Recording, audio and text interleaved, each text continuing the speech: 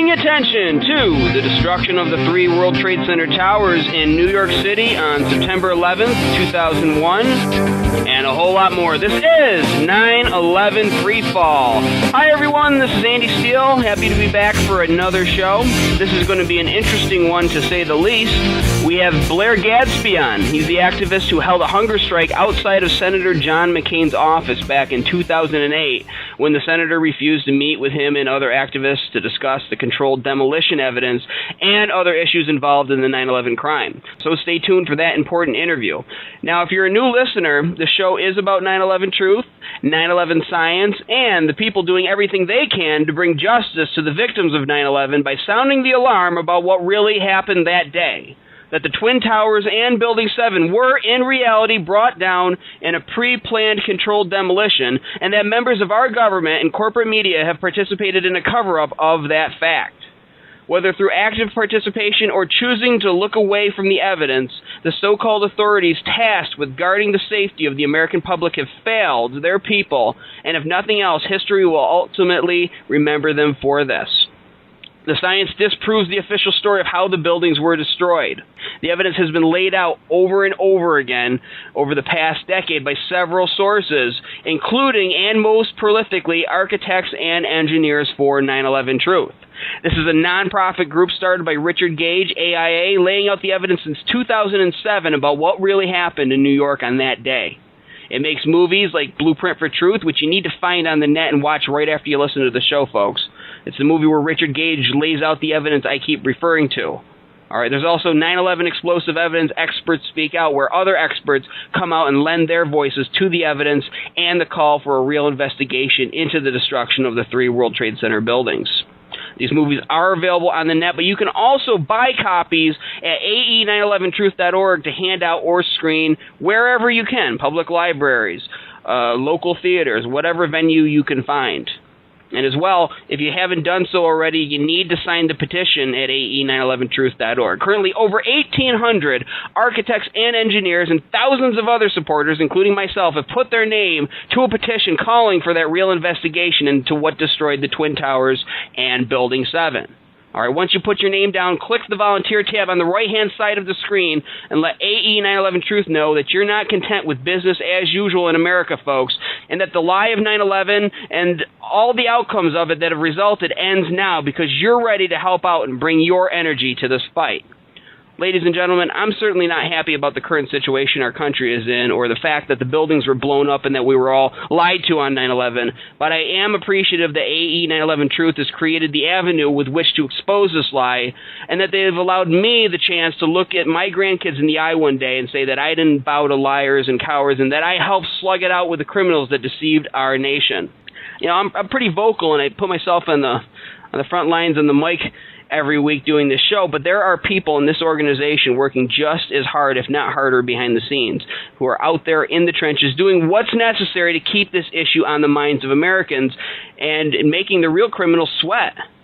And I don't buy it when people say that life has no meaning, and I have little patience for people who think the problem is too big for them, who buy this culture's poison from the TV and think they're somehow small. Okay, you are not small, and you don't need validation from the people who have run the society off a cliff. All right, that's the big secret. That's what they don't want you to know. All right, you only need to be sincere and tell the truth, and you will replace them as one of the true representatives of our nation.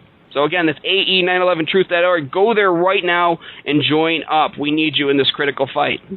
Okay, well, it's been an interesting week for your friendly neighborhood freefall host. I had a brief question for Senator McCain on C-SPAN, and that question and his answer is the reason I invited our current guest on. I'm going to be talking about that conversation in just a moment, but first, a quick reminder. Don't forget that Operation Tip the Planet is in play. This is the first ever global transmedia 9/11 anniversary event, and it will include a $200,000 ad campaign involving a number of 9/11 Truth and peace groups, including, of course, AE9/11 Truth. So you can join up to participate in this historical event by going to ae911truth.org. It's easy to do, and you really are your own leader in this, which is why it is so genius, okay? You always wanted to see a 9/11 message on a particular billboard in your city or in a movie house, you know, up there on the screen as an advertisement, or perhaps maybe in your local newspaper. Well, Operation Tip the Planet will provide matching funds and pay for half the bill, making it all that more easy for you to accomplish that goal. All right? Look, people feel more confident and more validated in thinking something when they see the message out there in the open and not confined within their computer screens, folks. And I'll be honest, I can't put myself 100% in the minds of people who are afraid of this message because I'm not one of them. But I think success will come when you offer something more hopeful than clinging to the official lie. And I think we need to focus more on letting people know that, one, they're not alone in their suspicions about 9/11, and that, two, exposing the truth will ultimately be better for the country than just guarding the lie. Now, 12 years later will be the time for America to rise like a phoenix again because, have no doubt, Operation Tip the Planet channels the real American spirit, which is struggling to be free, struggling behind the gag over its mouth. So to find out more about Operation Tip the Planet and how you can help out, go to ae911truth.org. There is a article right at the top of the page. There's a banner with Ed Asner on it. So you can just click that and find out how to join in and be a part of this monumental event, this D-Day for 9/11 Truth. Okay, what we're going to do right now is what we do every week. We're going to take about 10 seconds of silence to remember the victims of 9/11 and their families and everyone who has died in the post-9/11 world, including, of course, within the wars of the post-9/11 world. So let's take those 10 seconds of silence right now.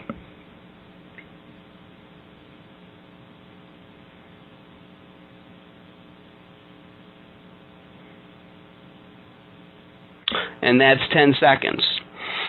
All right, folks, I was thinking about something I saw on TV, and it was a movie. They were playing Capture the Flag in the movie, and so I was thinking about that game, Capture the Flag, and I played versions of it when I was a kid. It's very simple. You just have to capture the opposing group's flag that's mounted usually on some base somewhere.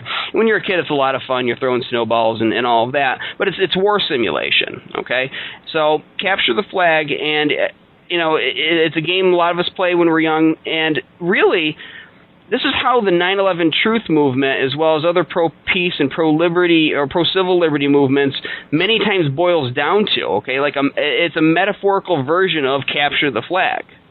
And how do I mean that? Well, something that really disgusts me, and I'm betting with this audience it disgusts you too, is how politicians and so-called officials in government agencies have claimed the American flag for their own. All right, they've created this invisible system where if you tell the truth about 9/11 or just have skeptical inquiry into whatever official line they want to throw out about something, you don't get into the club. You're suddenly anti-American. Okay, so essentially, to be a quote-unquote leader in their eyes and in the system's eyes, you have to strip away anything about yourself that makes you a real leader. All right, so that's why we're in the situation that we're in. And yes, I understand there's good people in Congress, or there was good people in Congress. All right, there's the Pauls. There was Dennis Kucinich. There was Cynthia McKinney. All right, there's exceptions to every rule. So I ask these folks and supporters of them to please excuse me if I sound too general with my words right now. But I have to base my view off of averages of what I see on a common basis. And in most cases, the people occupying these seats of power only do so because they figured out how to hide from people who demand anything more of them than a little attention from some official daddy figure, or to engage only in topics of debate that are approved by the kingmakers in the media or the big money interests working behind the scenes to get them there. All right, they've essentially cast themselves as the spokesman for America and boiled down discussion of anything of relevance to two camps with which you are allowed to subscribe. And if you veer from that, you are some kind of troublemaker or you're causing a problem. And I have this friend, sort of a friend, who when I was talking about the McCain call I'm about to play got all huffy and said something to me like, well, why do you have to go and make things so awkward? As if asking a reasonable question of a guy who wants to be out there allegedly guarding the interests of the people is out of bounds. And again, this is an example of that mass peer pressure I always talk about, all right? That fear of upsetting an abusive daddy figure who somehow enjoys the respect of a king for reasons that are really, to me, and I'm guessing to this audience, unclear, all right? And I've said it before, I don't care what they did. I don't care about somebody's military service. I don't care that the TV says that they allegedly came up from dirt, or that they had a single mommy, or that they're the first black something, or the first Hispanic something, or that they root for the same football team you do, or that they seem like a regular good guy who would hang out with you if they saw you in a bar. And newsflash, they wouldn't. All right, all of that means nothing. All right, just like a job. I could go to work and have some really awesome life story that I keep throwing in people's faces, but if I'm showing up and I'm sitting on a bucket all day and hiding out every time the boss comes around, or I'm not showing up, or even worse, I'm sabotaging things down there, then I need to be fired. All right, I need to be called out and cast out. Same goes with these people. And so I mentioned capture the flag, okay? That's what they've done so far. They've managed to maintain their jobs because they've convinced the boss, us, the boss, that they're authorities on what's reasonable and what's not in America. All right? They think they own the flag and what is patriotic, but it's just a game. It's a mind game, folks. It's a lie. They want you to feel guilty for asking questions about Building 7, but as a commenter on some site where the video I put up about the McCain call was posted, he wrote this. He wrote something like, "We need to look people in the eye and ask them more about Building 7. All right? I agree. I concur. We need to be unapologetic, folks, and we need to recapture the flag for ourselves and our own base of reason and freedom. We need to fly it high over ourselves because we own that flag. They don't own it. We are the bosses. And it's not out of bounds to ask about a mass murder. It's not awkward to break the continuity of somebody basically just being congratulated for 15 minutes. They have a job to do, and we need to hold them to account. So I'm going to play the audio of that call for you now. This is C-SPAN's Washington Journal program, which airs every morning. Viewers can call in. They put the numbers right up. You can call in, too. All right, and quickly, let me explain that I had called in to C-SPAN and asked a similar question of journalist Jess Brevin when he was talking about military commissions the day before, and I got an interesting answer from him. I'll talk more about it at a later time. But since C-SPAN has a rule about multiple calls in a short amount of time, I called from a different number that day when I called McCain, and I said my name was Uso, which the host pronounced Oso.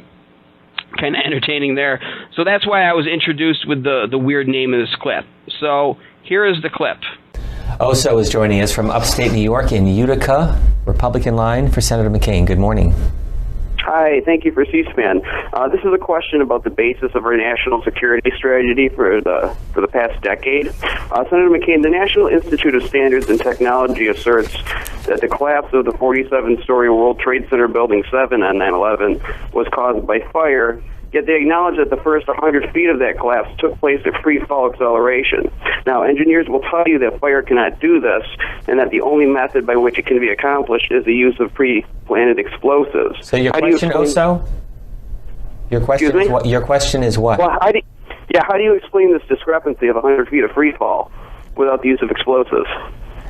To tell you the truth, this is an area that I am not very familiar, and if you would drop me a note and mention that we talked on C-SPAN, I'd be glad to get you a more complete answer. But honestly, it's every once in a while I have to plead ignorance about an issue, and this is one that I have not been involved in, but I'll be more than happy to look into it, and thanks for calling. Your book. Okay, so that's the audio, folks. Now, the article I wrote about this is at 911freefall.com. I guess it's the first written article I've put up there. It's also at a number of other sites, including 9/11 Blogger and DeadlineLive.info, so check out those sites too. But with that played, I'm going to assert, as I did in my article, that John McCain, of course, is not ignorant of 9/11 truth. He wrote the foreword for the popular mechanics book, Debunking 9/11 Myths, Why Conspiracy Theories Can't Stand Up to the Facts. And in his essay, which is titled 9/11 Conspiracy Myths, Truth Under Attack, this was adapted from his foreword for Popular Mechanics book. McCain wrote this: "Any explanation for 9/11 must start and end with the facts. The evidence must be gathered and analyzed. Then, only then, can conclusions be drawn." Well, folks, indeed, 100 feet of freefall acceleration of World Trade Center Building 7 is a fact, and it was acknowledged by National Institute of Standards and Technology That's obviously the government institution that was tasked with investigating the destruction of Building 7. They were forced to admit it after physics teacher David Chandler embarrassed them at a technical briefing in August of 2008. And you can go into our archives and listen to our interview with David Chandler to find out more about that. And you can also look up his videos where he discusses it. All right? So that leads us to our guest. Our guest today is Blair Gadsby. Born in 1963 in Ottawa, Canada, he grew up in the Toronto area. In his early 20s, he lived in Mombasa, Kenya for 2 years, driving a truck for the East African Relief Services Mission, which delivered food and clothing to rural, drought-stricken areas of the Kenyan coast. Perhaps, folks, you will recall during the mid-1980s, the We Are the World campaign for the Ethiopian famine took place due to the drought hitting East Africa very hard those years. At this time, he met his wife-to-be, Nancy. Once home from Africa, he earned a BA in History of the Middle East and Africa from Westfield State University in Massachusetts and an MA in Religious Studies from the University of Toronto. He lives in Phoenix, Arizona, where he teaches the following courses: World Religions, Religion and Modern World, and when offered, Introduction to Islam. And he was the gentleman who also held the hunger strike outside of McCain's office that we will be talking about in this episode. Blair Gadsby, welcome to 9/11 Freefall. Nice to be with you, Andrew. Thank you for the introduction. Now, we always ask this of our guests, how did you awaken to the controlled demolition evidence, and what prompted you to take action? Yeah, a fellow professor at Mesa Community College asked me if I had seen the Loose Change video, and I had not. This was in the spring of 2007. So here we are, a full 6 years into post-event, and I had not, and came home, watched it. That opened up, like for so many of us, opened up my eyes and said, what's going on here? Within about 48 hours, after comparing and contrasting some different videos and hearing David Ray Griffin speak, and getting a bit of a bigger picture, it was pretty clear what had happened. And gosh, that was May. By October, I was seeking my local Phoenix area 9/11 truth activists just to see what was going on in this regard. And that's how I got involved with it. That's very interesting. So, I mean, you watched Loose Change, and you know what I noticed, too? Just a little side note is that, David Ray Griffin has a history in religious studies, and there are a lot of people who are at the ground floor of the 9/11 Truth movement who were in that area of study, right, too. I mean, why do you think that is? Is there any explanation? Very interesting you bring that up, Andrew. I'm glad I was familiar with David Ray Griffin and his writings prior to his 9/11 Truth writings. He's written a fair bit on kind of reconciling, the scientific and the religious. It's a very difficult topic to deal with, either academically or personally, and it's easy to have your allegiances to either side. But David Ray Griffin's a really sound researcher. He reconciles the two. He kind of makes a pleading for, the human side of what religion and religious experience is supposed to mean in life. But that doesn't mean you abandon science. It doesn't mean you abandon reason. God gave us both a heart and a brain, correct? So we've got to be realistic. So dealing with David Ray Griffin's work prior to 9/11 gave me confidence in him as an individual. I was pleased about that. But you asked the question about religious studies. Andy, I could honestly say what made 9/11 Truth after seeing Loose Change make more sense to me was that prior to 9/11, I was aware of the Middle East. As you said, lived in Mombasa. If you recall, the Nairobi, Tanzania bombings in 1998 were attributed to Al-Qaeda. Mm-hmm. I was paying attention to that. I was paying attention to bin Laden prior to 9/11. Again, my background is in the Middle East and in my history of religious studies. So I was aware of the characters and actors in the play. And on the day of 9/11, when the president finally got back to Washington, kind of after Dick Cheney had him away for the day, and the president gets back to the Oval Office, and he looks in the camera and he says, "We were attacked because we are the brightest beacon of freedom in the world." Boiling it all down, and there's an introduction in the Hungry for Truth memoir that I put together. They hate us because we're free, Question mark? Immediately I knew that to be a lie, Andrew, coming from the religious studies angle, because bin Laden had already prior said in 1998, he had put out a memo saying why he felt that the United States should be attacked by his cronies. And keep in mind, to say this is not to contradict what we understand the event to be. This is a cover story that's used, correct? Very often, in order to conduct a false flag terror attack, you need a cover story. You need your patsies. You need your official version that will be presented to the world. Okay, well, this is what bin Laden and jihadi Islam, and there is a genuine history there of young Middle Eastern and Arab men who have grievances against the United States. Wonderful. That gives our bad guys the cover they need. Okay. So bin Laden had spelled out very clearly, Andrew, what the three reasons were. Number one, he said that the post-Gulf War I, the 1990-91 war, we had the no-fly zones, and that was a U.S. war against Iraq. We had who were Muslims. We had the no-fly zones in effect, and we had some troops over there based in Saudi Arabia, all as part and parcel of the first Gulf War. And bin Laden always resented the U.S. and the Saudi kingdom for our presence there, Christian troops in the Islamic Holy Land, and the idea that, well, whatever the actual figures are, bin Laden always said that the United States was responsible for 1 million deaths in Iraq as a result of the no-fly zones. That was his first reason. Second reason was that he felt his jihadi warriors could legitimately attack the United States was because we had supported corrupt regimes in the Middle East. Guys like Saddam in the past, right? Mm-hmm. Isn't that why we were so certain he had weapons of mass destruction? We had the receipts from having sold them to him back in the 80s when he was our friend. And, of course, our support for the sheikhs of Saudi Arabia and some of the Gulf Emirates who do not allow religious or political freedom in their countries. And we know that bin Laden had been banished from the kingdom of Saudi Arabia back in the mid-1990s.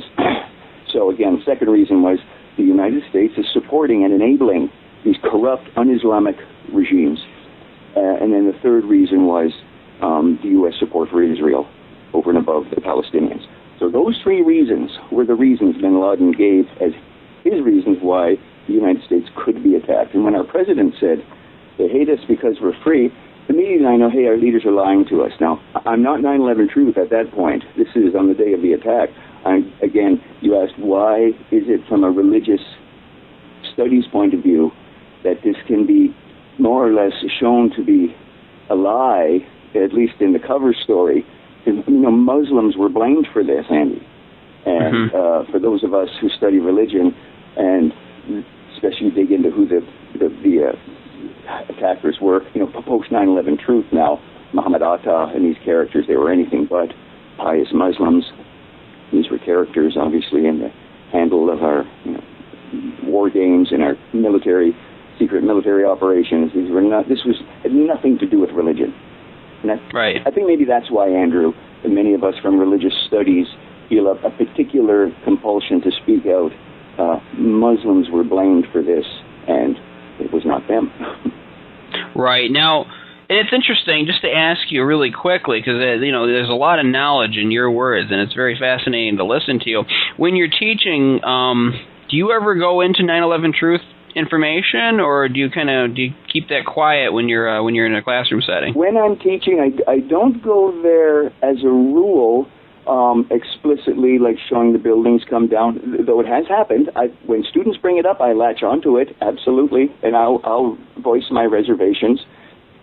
But I can expose, and I do this part as a matter of course, as a matter of my teaching, that the idea that the reasons that our politicians told us why it happened versus the reasons bin Laden said he was interested in doing such a thing diverge. There's a discrepancy there. And it appears as though our leaders are lying to us. And I always usually bring it about in a broader perspective, not so much 9/11, the attack, but our relationship to the Middle East, our relationship to Israel. And again, no anti-Israel sentiments in my thinking whatsoever, but this is a complicating issue with relationships with others in the region. That's where I bring this about. And I think I can show to students and demonstrate that, watch out, students, our leaders, politicians in the media will stick-handle these topics and manipulate these topics for our own internal political reasons. And I don't, unless it comes up organically from the students, I say, hey, you guys need to see the buildings come down. Right, and the reason I ask you this is there may be other professors or maybe other teachers that would like to be able to speak out about this, but obviously institutions are created to protect certain worldviews, and there's a lot of mass peer pressure and even academic threats. There's been teachers that have had to leave their jobs for talking about this. So, they may hear you and they may hear about subtle hints, ways that they can get this information out and make students on their own discover the truth. So it's really good to listen to you and your sort of advice on that. Now, scientifically, just sticking to the scientific evidence, what do you find the most convincing? Oh, I mean, clearly the collapse of Building 7, it's so visually striking. It resonates with what you've already seen. And I think the very simple proposition that, that asymmetrical damage cannot cause the complete and entire collapse symmetrically of a structure, that's pretty basic science. You don't need to have engineering or architectural principles and all know those kinds of principles to kind of get a gut feeling for when you're seeing, I always look at that when you're looking at Building 7 come down from the one where Dan Rather's narrating it, right? It's kind of an up high shot, and good grief, it comes straight. Can you draw a line that straight? Another very compelling image, Andy. I find this useful to people when you're asking them to look at these videos is when I think it's the North Tower most especially, but it can also be seen in the South Tower. David Chandler's done some wonderful work here where you see the banana peel and the change of direction of some of the structure, right? You see things, the banana peeling coming down at faster than gravity because things are racing out ahead of other pieces in the dust cloud. But one thing I find very compelling is if you ask people to keep your eye on especially the views of the North Tower coming down, keep your eye on the building underneath the banana peel. And you can see this, if you look carefully, you can see this racing down, this explosive lateral ejection of material racing straight down. And that's very, very compelling that this is not collapse. This is a release of energy. This is, again, you see like the squibs, right? Straight out, horizontal at great speeds. And you see that just going down the face of the building at the speed of gravity or faster. My goodness, it just blows out of the water any ideas that this is a collapse, but that this explosion. Right, and for our audience, just to clarify, we're talking about squibs, and you can go on YouTube and type in Squibs World Trade Center and see it for yourself. You can see visible explosions below the collapse line as the building is being destroyed. And, some of the people on the other side have claimed that it's puffs of air shooting out, but if you look at it closely, you'll see this isn't puffs of air, it's building material shooting out of there. So that rules out that explanation. So it's obviously explosives taking place far below the collapse line, or some of them even going off before maybe they were supposed to, or ill-timed, whatever, but you can see it actually in the video, so look that up for yourself. So you become awake to this evidence, and you come up with this idea for this hunger strike. For our audience who hasn't read the article about your story, who may be fresh and never even heard of you before, set the stage. Tell us about your hunger strike and your encounter with McCain's office. Sure. Well, I began being an activist with my local 9/11 Truth activists here in Phoenix in October, November of 2007. It was kind of a busy time. Richard Gage, just the year before, had become 9/11 Truth and was putting together his presentation. It was still developing at that time, because ultimately it would be in late 2007 and then again in 2008 when Richard did his kind of a research edition, right? And he did the 2 hours and then the half hour and then the 20. Right. So all that was in its early stages. I think that 9/11 Truth activism was really peaking after the Alex Jones C-SPAN interview, right? Do you recall that? And I don't recall it. I heard about it after the fact. This is 2006. He was on C-SPAN in L.A., and Webster Tarpley was there. Stephen Jones was there. Richard Gage at that point, again, was not yet kind of on board. But between the summer of 2006 to the summer of 2008, things really got agitated. 9/11 truthers like myself, we were just, the information was getting out there, and we were really coming to the movement. So in late 2007, Richard Gage came to Phoenix. We hosted him. In early 2008, David Ray Griffin came to town. Now, keep in mind, this is all happening during the primaries, right?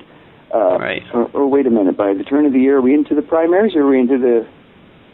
Primaries were over by then, right? We basically had McCain. McCain and... I guess the primary was McCain and Palin. Who were they up against there? McCain and Palin, they were up against Obama and Biden. Before the primaries? In the primaries they were up against Mitt Romney and Mike Huckabee and Ron Paul and some neocon folks, Rudy Giuliani, I remember, who ran on 9/11. That was basically his platform. All he had to say was 9/11, and that was Rudy Giuliani for president right there. This is an early 08 now, right? Because the hunger strike began on May 26th. It was a Memorial Day. Right? I got that right? Memorial Day in May. So it was an appropriate time to launch. The school was out for me. We had hosted these characters come to town. David Ray Griffin, Richard Gage had come to town, and I fielded with them while they were out here. McCain was running for president. It's clear he was going to be the Republican ticket by that time. I think at that point we knew, when the decision was made to do the hunger strike, we knew he was going to be on the Republican side. I think Clinton and Obama were still hammering it out a little bit. Right. Yeah, the Bilderberg meeting came along during the hunger strike out in Chantilly, Virginia. And after that, Obama was... Do you recall that? I do remember that, and I want to ask you, too, just had you tried to reach out to McCain's office before the hunger strike? Certainly. In the weeks, about a month before it started, I delivered him a copy of Richard Gage's material, because here we are now in May 08. Richard did have a DVD out. I brought him that. I brought him a David Ray Griffin book, and I asked for a 2-hour interview. It was very clear. I asked if there's any way Mr. McCain could, when next time he's in town, give me 2 hours of his time to talk to him about this popular mechanics. I said, sir, I think you've been lied to. This was my approach, Andy. I was not accusing him of helping cover anything up. I was begging him and pleading with him, look, sir, we've got some material, some information here that contradicts what the 9/11 debunkers have said. Recall now, this was the crux of the hunger strike. Was that John McCain wrote the foreword to the Mechanics book, which was a direct attack on 9/11 truth. So he went on, on the record as officially supporting attacking 9/11 truth. So I wanted to reach out with him from the angle, really personally, truly, Andy, I thought the chances of him responding would be minimal. I was really going for our local media. The test for me, Andrew, was, will our local media talk about this? Yes or no? And that's what really I was trying to find out. McCain, chances were unlikely he was going to do it, but I thought the ingredients were there. He was running for office. He had written this forward. Also, coincidentally, Karen Johnson, one of our state legislators, had been vocal in the Arizona legislature about 9/11 truth. We had a meeting before it started, too, and we kind of pooled our thoughts, and we thought, well, what can we do to help bring attention to this? So before the hunger strike ended, she ultimately brought me into the legislature and presented all of this material to the Arizona state legislature. Trust me, Andy, our political leaders have been made aware of this material.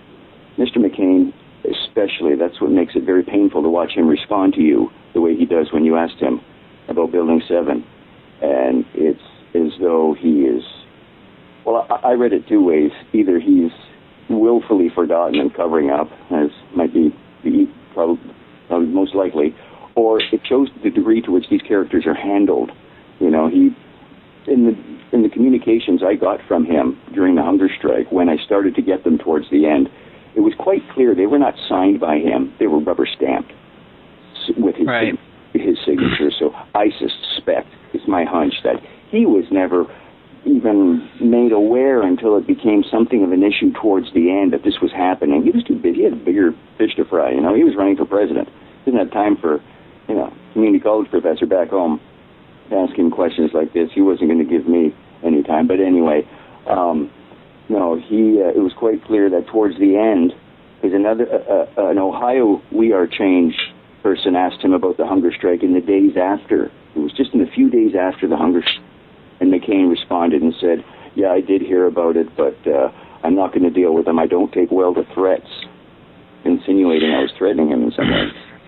Well, they like to turn things around and make it seem like they're the victim, and you did this the right way. I mean, you did everything the right way. So when I'm going to address the audience now, and it's not a critique of you, but I say this to the audience: the best way to handle things is to not sound like an angry teenager, to not talk about conspiracy or say inside job. And that's not that I don't agree with those things, or that I don't understand the anger. I had a confrontation with a reporter out in the street in New York City. It's out there on YouTube. You can watch it, when he basically told me to F off when I presented the 9/11 controlled demolition evidence, and I let him have it, verbally, of course. And so I understand it, but it's not, when dealing with someone on the level as like a John McCain or just a senator, it's better to just ask the reasonable questions, the scientific questions that they can't refute, because that's where you're really going to get them. They're not going to have hurt feelings by you calling them names or attacking their patriotism or anything like that, because they've become experts at pretending they have the moral high ground and using the mass peer pressure system to make it seem like they are a victim. And unfortunately, our society has become such that anybody who talks about the truth is viewed as being creating an awkward moment, is breaking the continuity. So people will instinctively, onlookers will instinctively be turned off by that. The best thing to do is have a question ready, have it written out ahead of time so that you're not nervous when you ask it. And I don't care. I don't care who you are. There's a very good chance you're going to get nervous. So have it written out ahead of time, and ask it that way. Be very professional, because their biggest fear is to look foolish, and you will make them look even more foolish and get at them in a more official way than by just coming off as angry. And I'm not saying that you need to be a good little boy and take everything that they give you. I'm just telling you strategically it's better to handle it that way. Now, in terms of the hunger strike, so tell us the story. So you started doing this. You hung out outside of his office. Yeah, after a month ahead of time, communicating with the office, asking for an interview and not getting it, I announced, I think it was about a week before the hunger strike, I went in and said, okay, on the Memorial Day, I'm going to begin a hunger strike out here, and I'm going to be asking this, and almost as though they didn't take me seriously. So, okay, the hunger strike started, and I had cleared it with both David Ray Griffin, Richard Gage, and Stephen Jones. I asked each of them and got their approval and their affirmation that if McCain's people should respond to me, that would they be willing to come out and back me up and say, okay, here, this is why Blair is doing this, and they would present the case for me, and they each said they would. So that gave me a lot of credibility with 9/11 truthers, that I had on record these three leaders in saying, okay, they supported. And there was another reason, too, Andy, this is important to mention. In the PSYOP against us, the Simon Wiesenthal Center had done a center representative named Mark Weitzman to Congress to testify about jihadism and the use of the Internet and violence and radicalism and all this nonsense. Jane Harmon was hosting it. And Richard Gage's website was put up there as part of the conspiracy website. And I was outraged by this. I couldn't sleep for a couple of nights. I'd signed that petition. I was part of that petition. And I'm not a violent person.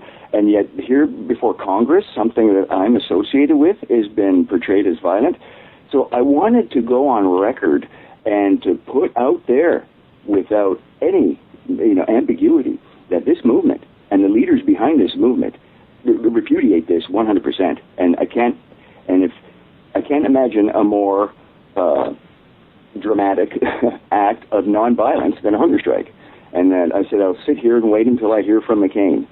So that was another reason to do it too, to really dispel any of the attributions of violence, because in PSYOPs against us, everything will be flung at us, right? Right, and you mentioned that, and it's funny. That's one of those things I always say I'm going to mention on the show, and I always forget to. But this is before I joined AE 9/11 Truth myself. I was just kind of independently out there doing my own activism. But there was a hearing. It was a congressional hearing, and they were talking about radicalization on the internet, and they had slides up there, and I believe it was between two jihadi websites. That's what I'm referring to, exactly. Yeah, exactly. And I've never said this on the show before to this audience, and I talk so much about AE 9/11 Truth, but they had AE 9/11 Truth between the two jihadi websites as if this is a terrorist organization. And that really raised a lot of eyebrows amongst people and showed that the establishment is really scared of AE 9/11 Truth and the message, the pure science peace message that they deliver. Now, so what happened during the strike? You say at first they didn't really take you seriously, but after a while you did end up getting a meeting with a staffer. Can you talk about that? Yeah, it took a week before anybody really noticed that I was there. Day 11, I went for a total of 17 days, and I would show up at 5 in the morning, and I'd stay there till good grief, 7 at night. I was there all of the working day and into the evening, and I wanted to be there for the evening news. I wanted to give the media. That was another reason I said I did this. I was testing the media. Not the national media, I believe. The New York media its job is to be an establishment tool. So I've written that off. Just like in a way, I kind of really didn't have high hopes McCain would come and see me in person. But anyway, I thought, but will our local media deal with this?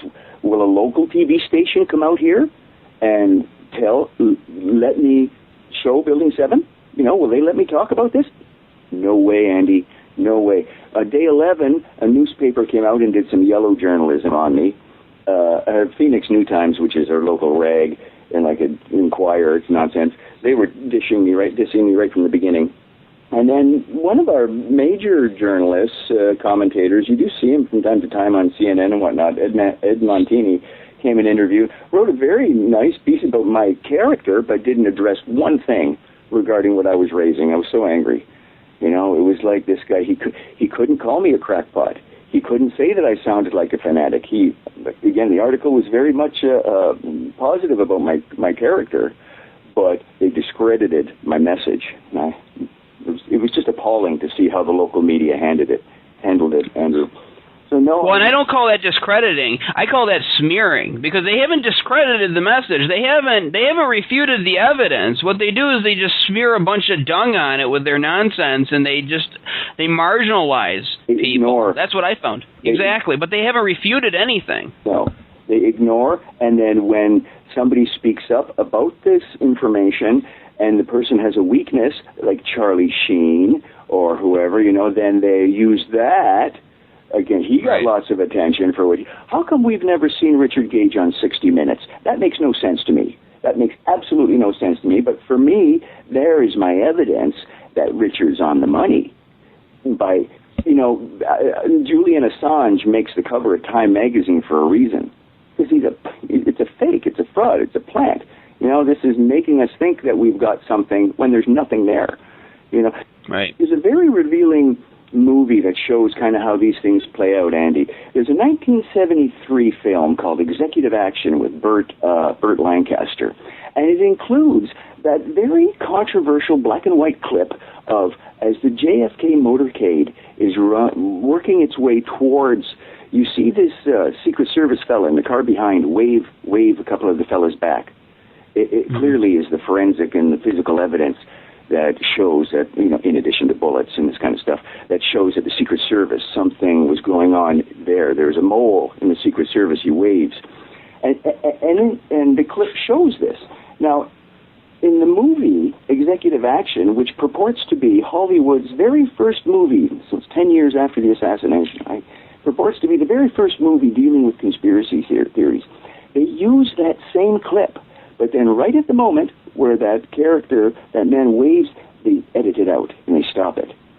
So it's like, well, wait a minute. Here's a movie pretending to be, to cook and to simmer and to consider some of these conspiracy ideas about JFK, but then the moment when the real evidence gets out there, they have to. This is standard gatekeeping, right? This is standard manipulation and massaging of evidence, psyops, as we'd say. of getting the people to look in that direction when, no, the truth is over in that direction, and they play both sides, right? So, yeah, it was quite revealing to see how, and I think therein maybe some of the, if you want to get to who are the more credible voices, they're the voices that are being ignored. Those are your voices to be listening to.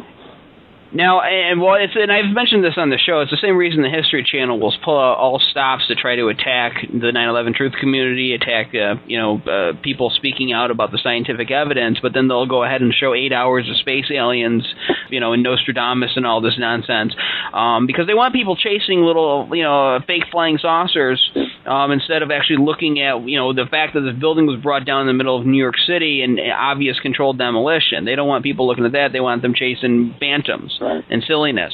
Now, so you met with one of McCain's staffers. So is it fair to say that McCain's staff has been briefed on the controlled demolition evidence, that he should be aware of what Building 7 is, and that that basically he wrote a letter back to you, too, saying that he felt that all the information had been investigated thoroughly. Can you talk about that? Yeah, the staffer of McCain's who kind of hosted us in the office, he saw Building 7 come down. We showed him. They presented them with all the DVDs and the videos and the books and stuff.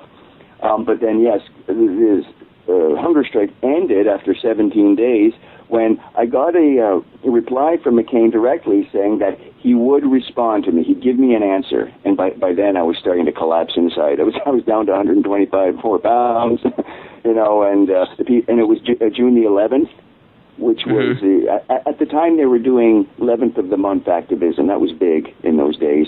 On the 11th of the month, we'd do rallies and stuff. So the people around me said, look, let's bring this to an end. We made our point, and we'll have a rally on the 11th of January, which brought it to an end. And McCain had promised, I'll get back to you. And he did. Within a couple of days, I got, I call it a form letter. His people, his handlers, got back to me. And they said, no, sorry.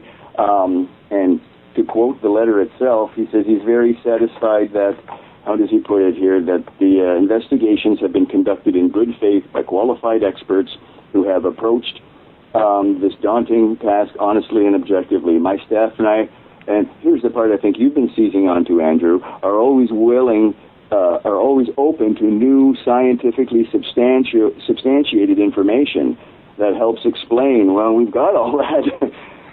Exactly. This report came out after this, right? So this is in June 2008. It was August 2008 when Shyam Sunder did the thermal expansion press conference. So yes, if McCain means it, then here we have more evidence. He's always open to new substantiated information that helps explain how and why the tragedies of September 11th occurred. I was struck in his response to you too, where he says basically that same thing. Leave me your number, tell me you called, and he kind of goes into repetition mode here, or automatic pilot mode, in order to sound polite and not to sound like uninformed on the issue. But for me, hearing him answer you the way he did, Andrew, is just preposterous. He clearly knows he's either full-blown covering up, or I'm even more inclined to believe he really is out of the loop, that poor guy. Well, regardless, though, he claims ignorance of the issue. Now, you can read this any number of ways, and even, I try to give the benefit of the doubt, not because I care about the guy or anything, but because I'm just trying to be as scientific and skeptical as possible. So let's just assume he's not talking about 9/11 truth. Let's just assume he's not talking about being ignorant of the destruction of Building 7, which I would bet dollars to donuts if I had a way of verifying it, that he's not. Let's assume that he's talking about the technical information of the 100 feet of free fall. Like you said, he's open to new scientifically substantiated information, and this would qualify since the whole technical briefing where David Chandler embarrassed National Institute of Standards and Technology and forced them to admit free fall. That happened after he wrote that letter to you. That would qualify as the new information based on science that he's looking for. And I'm not ending this with just a phone call, and I've talked to you about this. And we've, I'm going to, by the time this airs on No Lies Radio, I will have already contacted McCain's scheduler because that's what you do. I've called a number of his offices, and you still have to write to the same schedule. And we're going to try to arrange a phone meeting with the senator, hopefully, or at least somebody that can speak for physics on his side and our own physics experts. And we're going to try to talk to him. That is the goal. And I'm going to be very vocal about this. You can say this is almost going to be like a reality show. I'm going to be talking about this out in the open because that's the way it needs to be handled. It's not going to be done quietly behind the scenes because this guy's gone on record attacking us. Exactly. And he needs to be shown that this evidence exists, and then he needs to respond in a certain way because he wants to be there. He wants to be in that position of power speaking for America. Well, we speak for America too, and we are bringing this real information that he has to look at. McCain is a good reason for term limits. Come on. These guys get in there too long. They lose their sharpness, and I think he's there for other reasons now and not for the reasons he started his career out. You're absolutely right. There's a big problem here with the way McCain is handling this. Again, I pleaded with him. My approach was always, sir, look, there's information here you need to look at. That was one of my conditions. I wanted him to not do this behind closed doors and just meet with me privately, and that would satisfy me. Part of my demand was 2 hours. I wanted this to happen, Andy. I wanted the cameras to be capturing his face while he's watching Building 7 come down. I want us to see his reaction to this, information. That's going to be very revealing as to where he stands on all this. If he's genuinely surprised, he's genuinely disinterested in this. How can you watch Building 7 come down and have no sense of the implications?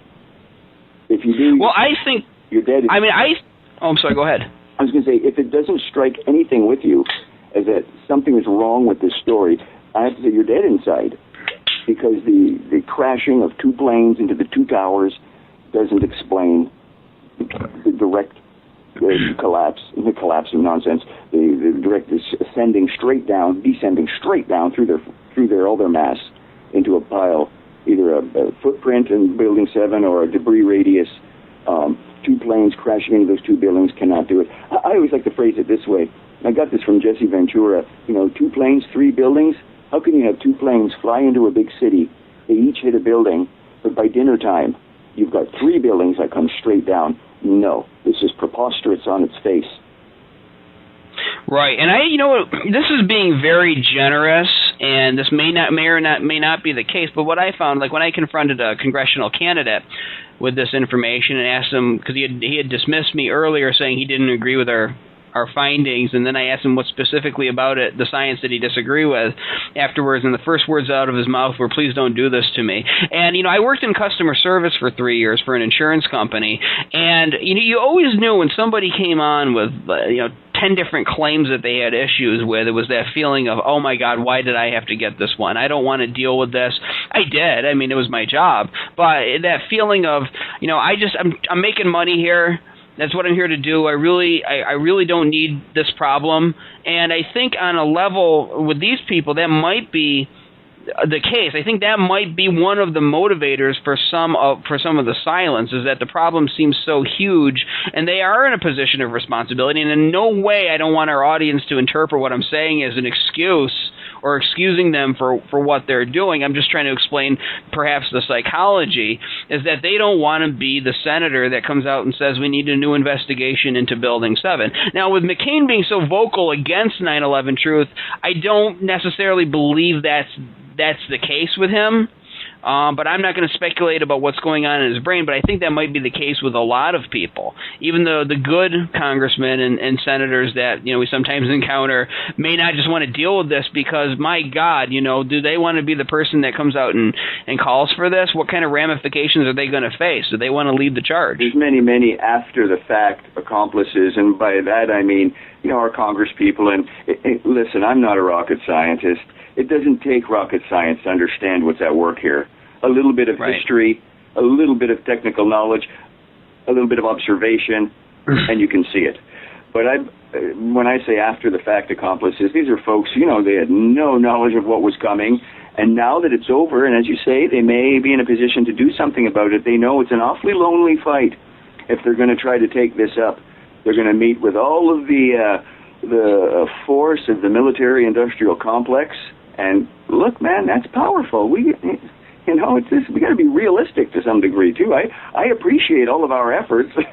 I think I'm a good guy trying to. That's why I mentioned about going to Africa back in the mid '80s. When I see a cause that I feel is worth it, I'm willing to throw myself in the ring, bear some cost to do the right thing. Did it when I was young. Did it now. I mean, I didn't know if I'd get fired. You know, if the school would say, "Hey, Blair, if you're going to go do this thing in Phoenix, we don't want you back here at the college," you know, because, you know, we're going to take some heat for it. I went to my bosses before I did the hunger strike, and I said, look, I just want you to know this is what I'm doing, and this is why. So when you hear something or read something, you know this is what I'm up to. And you know what, Andy, I got nothing but support from the people I talked with. Ooh, okay, Blair, go for it, you know. Don't ask me anything, but go for it. You know, right. And I've had no repercussions. So I've been fortunate that way. And I'm just a part-timer. They could cut me loose in a heartbeat if they wanted to. But right. No, Andy, it's a simple case of, I think people ask congressmen now, I'm referring to those who may be in a position to raise these issues, they realize they've got a monumental battle if they should throw themselves at this. Our Cynthia McKinneys and our Dennis Kuciniches, you know, look what happens to them, man. Right.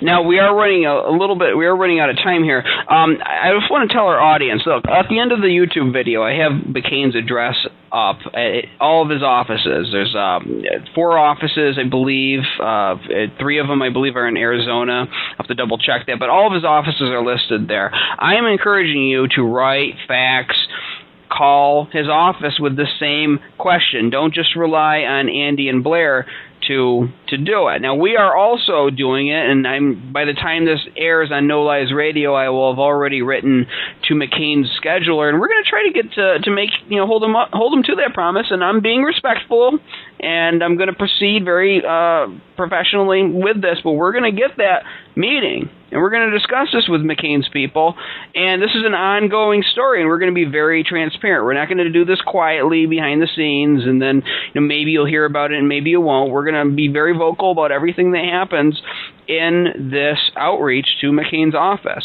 Now, in our final minute, do you have anything to say to our audience and encourage them on how to handle 9/11 truth, science evidence, and outreach to McCain? I think I would always remind activists to keep it simple, keep it focused, keep it to the principal evidence, which is the visual evidence of the buildings coming down, and be respectful. Efficacy, I don't know. I don't know. Being arrogant and forceful doesn't bring about a better result than being respectful and kind and thoughtful and well-spoken, well-dressed even. Those kinds of things are important because I want us to represent a mainstream position. This should be mainstream knowledge. That these buildings came down as a result of controlled definition should be as common knowledge as that the Earth is a sphere and not flat. So, right. Yeah, when you go to an approach, people represent the mainstream. Speak, and by that I mean the average Joe, Right, and we are the mainstream. I mean, there's no denying it. We are the mainstream when we are speaking out, and we will win in the end, but how fast we do it depends on you, the audience. Blair, this hour has gone by so fast, I can't believe we are at the end of it, but we are out of time. I want to thank you for coming on 9/11 Freefall. Folks, don't forget you can listen to us every Thursday night at 10 o'clock Eastern, 7 o'clock Pacific on No Lies Radio. This is Andy Steele saying good luck and have a great week.